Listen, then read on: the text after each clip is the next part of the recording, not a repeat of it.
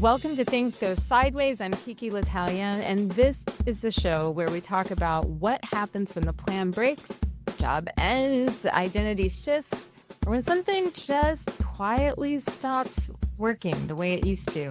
While sometimes sideways moments arrive with a bang, many arrive slowly and show up as burnout or disconnection. Maybe it's sense that you're succeeding on paper, but shrinking somehow on the inside. My guest today is someone who has spent years sitting with people in those types of moments. Stacey Heisey Terrell is a career ownership coach with the Entrepreneur's Source. And before that, she spent decades inside HR and organizational leadership. She's worked with people at the exact point where work stops making sense and new questions begin to form. Stacey, I'm so glad you're here with me today. Thanks for having me. I'm excited for our conversation. So, as I said in the intro, you've spent years sitting with people when their careers have gone sideways, before they know what they're doing, maybe before they have clarity, before they have language for some of these ideas, who they're about to become and who they even want to be. What does that moment typically feel like for them? Yeah, I think it can happen, as you said, like sometimes it's a big bang, a job loss or a transfer or reorg, and all of a sudden life is really different. And we're reevaluating, like, how do I fit in this new environment? But then sometimes we start gliding off the track or wake up and kind of realize that maybe the goals that we had in our early 20s when we started down the path are different now that we're in our 40s or 50s. And our life is very different. Our career goals haven't caught up or kept pace with our life goals. And it can be this kind of wake up to dissatisfaction or misalignment and feeling, this doesn't really fit anymore. I'm at the point where my Mhm. daughter is about to leave the nest. And I can imagine that that's a common time where people might have questions like this, but it can happen anytime. It can happen with you suddenly realize that you're going in the wrong direction or a different direction feels. I want to look to your background. We talked about your traditional HR roles, and then you became a career ownership coach. That's an interesting transition. Was there a moment, or was it more like a slow realization when you saw that the system wasn't working the way people were promised it would? Is there some time when you Yeah. were going Yeah. through that process, was there a certain point where you're like, hey, wait a second, you know, this isn't Yeah. working out how anyone expected? Yes. Well, there were many moments like that. Most of my career, I worked coaching from the company's perspective, how to be a better employee, a better leader for the organization. How can you fit into the organization? And when that didn't work or the organization needed to go a different direction, I was the layoff queen. They were Oh, flying me all across the country. layoff queen. That is never a title that I think anybody would ever really You want. walk into an office and people are like, he's here. Evelyn in the Like, corner and like, I see people in those moments where they had a plan and all of a sudden the rug was pulled out from under them. And it was so disturbing to me. I tried really hard in the ways I could to serve. Then came some shifts in my career, and now I really am doing the same thing, but from a totally different perspective. So now I work with individuals. How can the career fit them and their lifestyle, their life goals? What does an individual do after their organization has laid them off or given them hard news? How can I help them find something that may be better aligned, a better fit? So that's been fun for me to flip that upside down, use that same experience and those feelings working for a much more gratifying goal. I Celebrating those successes with my clients, like we landed a new job, we started a new business, they've come to some point of realization or clarity rather than just, again, working for the big blobby organization, making that individualized, seeing those stories of change or hope is, yeah, it's been transformational for me for sure. But also, there's lots of clients out there going through it. There's lots of people Well, hitting these roadblocks. especially now, it doesn't seem like you can turn on the news without hearing about layoffs coming from here or there. I lived over 20 years in the DC area, and with all the federal layoffs and stuff too, it's just is always a lot of people, more people than I can recall previous to this, have been going through these shifts, these layoffs, sudden changes in their career trajectory.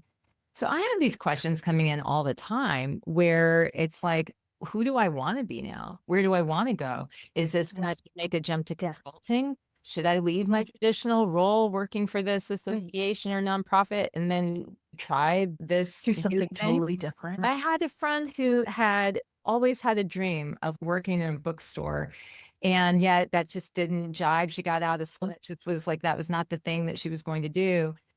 She used this as an opportunity to pursue a new path. One of the things that happens is a lot of times when there's upheaval, there's a lot of blame and shame and concern about what other people think. When there are layoffs, burnout, stalled growth, and people are dealing with feelings of shame, do you notice people blaming themselves even when it's not their fault? Do you see that happening a lot? So Yeah. they're like, what could I have done differently? Or how did I bring this on? Yes. And I think that's really natural. If only I would have taken that transfer. And a lot of times, it's kind of like, maybe that would have helped, but maybe not. Like, there's just not a lot of stability. Need to grieve a bit. They had a vision of their future, and now that's going to be different. And that might be really disappointing. Who am I if I'm not manager, director? I'm not in this industry. Who am I? Throughout my career, the folks that get through it most successfully are able to hold those feelings, go through the stages of grief, but also take the opportunity to reevaluate. Am I headed towards my goals? Have my goals changed? What are my goals? Do I need to write them and redefine themselves? How do I define success that might be really different than the paradigm I've been working under? It can be such a challenge for people who otherwise seem very confident. They have been going along fairly well. Then they hit this point, and a lot of times they don't feel, whether it's because of for very practical reasons, financial reasons, something going on in the home, that they are afforded the time to really grieve and figure it out when things are topsy-turvy and you feel responsibility for a lot of people around you. It can feel like you need to sort of hide or not show that the uncertainty. I ended up moving from the thing I'd been working on, like this podcast platform and community for 16 years. Suddenly, I'm not doing that anymore. Who am I without it? It was my second child. What do I do when that's done? It can be exciting, but also very scary. You talk about career. Is it something like that where something has to break or there's some disruption that triggers a moment where people are willing to imagine a new way of working? We spend so much of that strategizing energy on our organizations, our teams, our kids, our families, our friends, and rarely turn that in on ourselves, right? We may have defined our goals when we started our career, and now we've possibly decades later, and we haven't thought about, well, what's my career strategy? Maybe I had to be a high earner while my kids were young, but now they're out of the nest. Could I trade some income for a lifestyle? What is my retirement plan? What does that look like? What do I enjoy most? Am I doing those things? Am I pointed towards my goal? I find when we take even a few moments of time to consider that, a lot of times we have these great epiphanies of, yeah, no, I'm really working towards somebody else's goal, or I'm working towards 25-year-old me goal, but not present day me or present day family, what our family needs now. And so that can be a great time to say, how do I take all these skills and expertise that I've spent so long building and working hard on and roll that into something brand new? What is out there that I'm not even able to see because I've kind of had these blinders on, or I haven't stopped to look around? And often in that stillness, in that stop and reassessment, I watch people's faces, like different light bulbs come on. They're like, I didn't even know this room existed. And now I've got a searchlight in here. Kind of fun to explore. Having some freedom to try some new things can be liberating, really exciting and freeing. I love that. I think a lot of what draws me to doing a project like Things Go Sideways is to see these stories or hear these stories about people who something has come along in their lives and it's sort of shaken things up, and then they are figuring out who they are, what they do next, answering these questions. And that can be the catalyst for something really incredible that would not have been nearly as interesting if it hadn't happened. And you must see this all the time in the work that you. Well, and I think we all have those stories of people who say, oh, getting laid off or getting fired was so embarrassing, but it was the best thing that happened to me, or not getting the promotion, or not getting this or that. And finding maybe that wasn't the door I wanted to go through. Like maybe there's something better. But yeah, I think listening when we have those opportunities to pause and reassess can be really life-giving. Some people, it's too scary. They dive right back in. But I think when you get a lot of those messages, the universe is telling you, slow down, we might need to reassess. Well, and a lot is said about the way our identities can get tied to our work personas or what we do for work. I know my husband started out working for the Defense Intelligence Agency and then ended up going to work for a private company. His identity was really tied to this role and what he had done before for the government and this sort of feeling of service, to moving to something that didn't feel as much like a role. And it was hard for him. Who am I now? And I remember watching that and just talking through it, because I'm like, you're still at your core the same Brian that you've always been. But I think that people get so tied, their identity so tied to their work, that it's hard for them to imagine, or they feel concerned, and maybe they're not who they thought they were once they don't have that job. Have you noticed this with identity? What are some interesting things that you've seen? Are people surprised about these feelings about their identity once they've left a certain role? Yes, absolutely. You're hitting on a big theme. And sometimes it's just a matter of taking some time to reframe, that I'm not this job title, but I am a problem solver for customers. I am a team builder. I am a mission-oriented strategist, whatever those things are, right? Often those things transcend job title or industry. They might give you freedom to start a business or think about going out on your own. If you're a customer service, customer focused problem solver, well, you could do that in a million different ways, right? So how do you find what gets you to your goal, is gratifying, like it, but my title's still the same and the job is still the same? Once we put our finger on, oh, this the part of the job that's really not fun, but this is the part that is great and has been great for much of her career. We talked about, well, how do you get back to that? How do we find that? How do you make that happen while knowing I want less of this and that?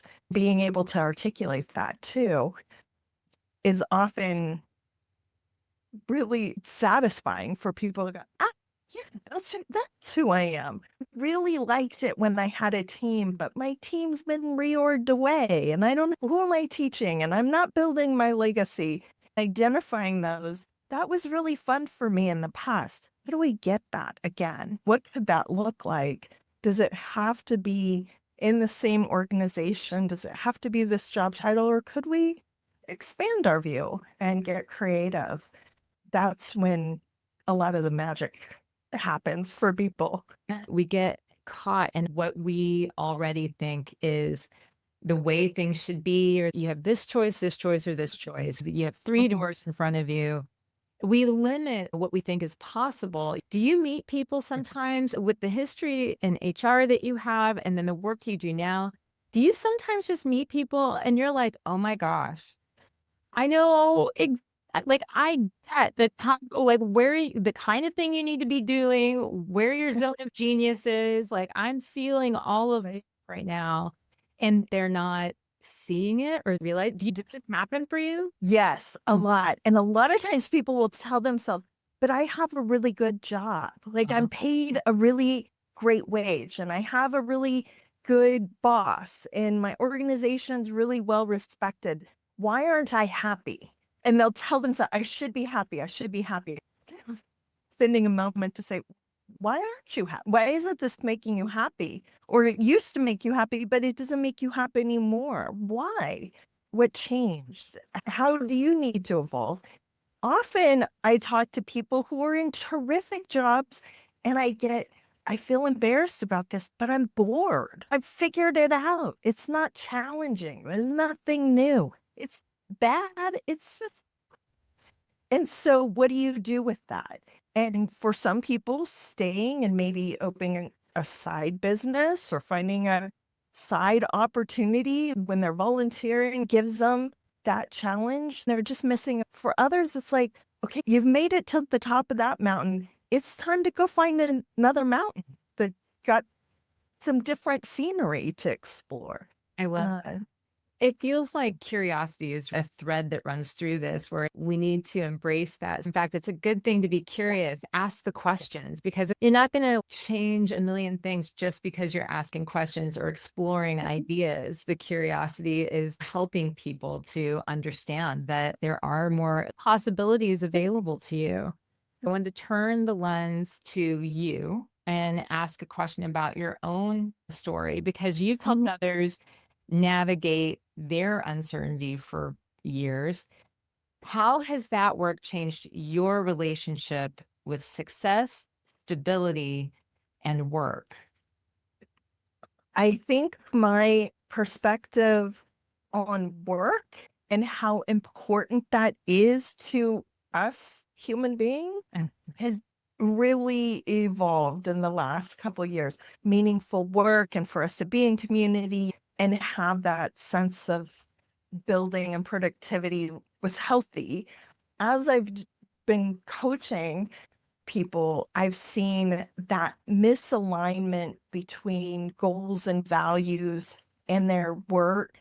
When there's misalignment, not only is it not productive, it can do a lot of damage to them, to their family relationships, to the way they relate to their communities. Finding more of that alignment often re-energizes people. And you see that ripple through how they're interacting with their families, what they have additional energy to do and help with. I think for me, it's really compelling to help people and to have this be my job to get paid to do this is really fun. But watching others that go, "Oh, yeah, okay, we're clicking and seeing what that does for them in the long term is amazing.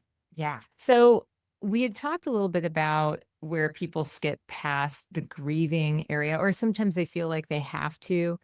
What gets skipped when people rush past that emotional part of the transition too quickly? Woo woo kind of realm. And in the woo world, you call it spiritual bypassing, right? Don't do the spiritual bypassing where you're just trying to jump past the hard part and get to the, epiphany or something. So, what happens? What can be the difficulty that comes as a result of skipping past that rough patch where you kind of need to grieve. You kind of need to live in that, Yeah. discomfort.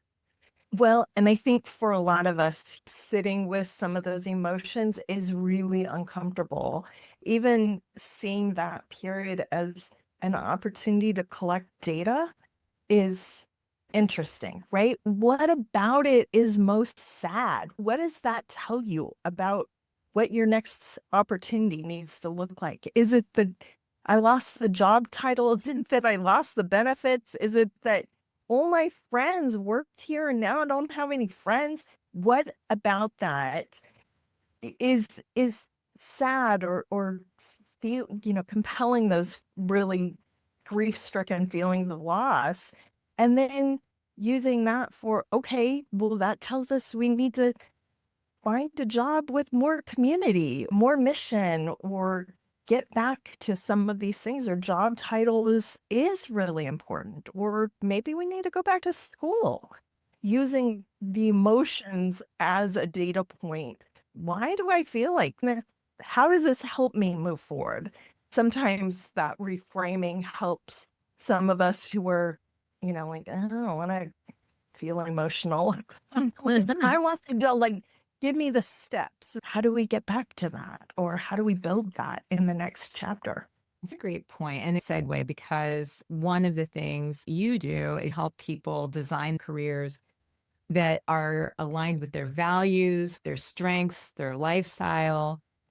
Which one do people tend to ignore the most? And why do you think that is? I think each person, there's a little something different in there. We talk about goals, income, lifestyle, wealth, equity goals, different things hit with different people. I need to focus more on the income, or I have certain income goals.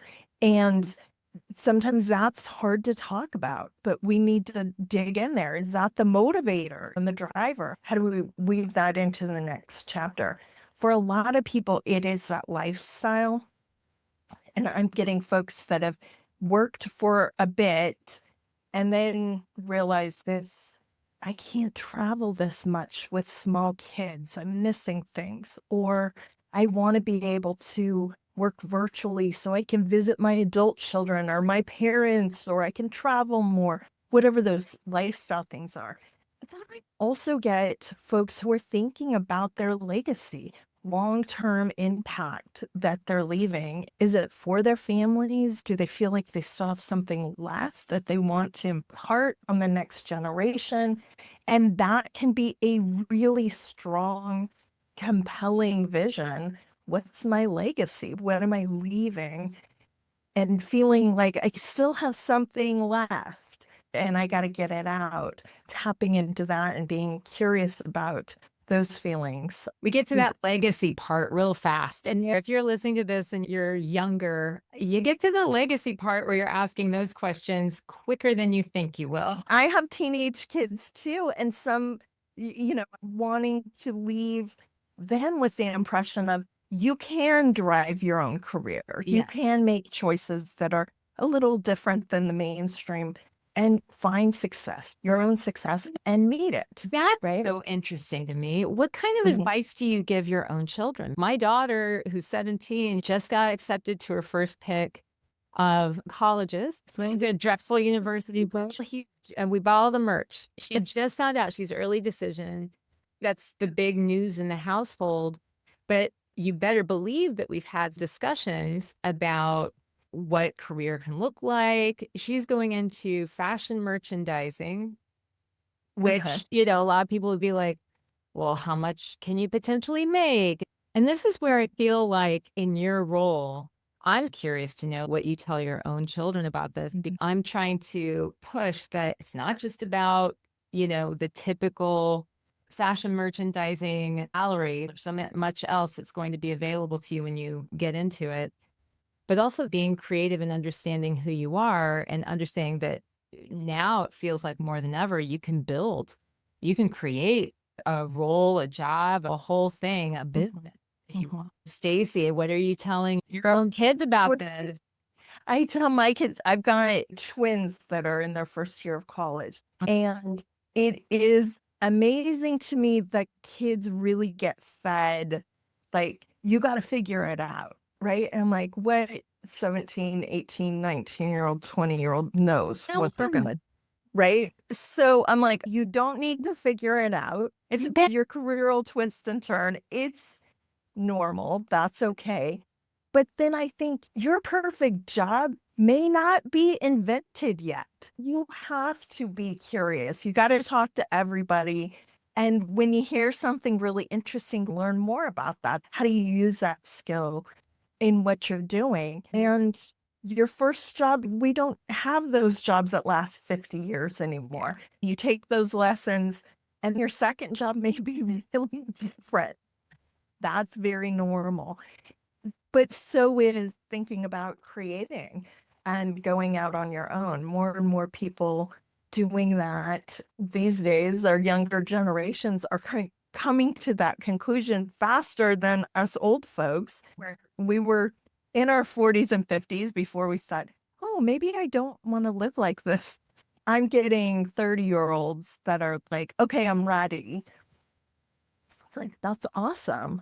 So I think that's soaking into the ether a little bit more. But I think if we keep pressing and telling our children, like, you do not need to figure it all out.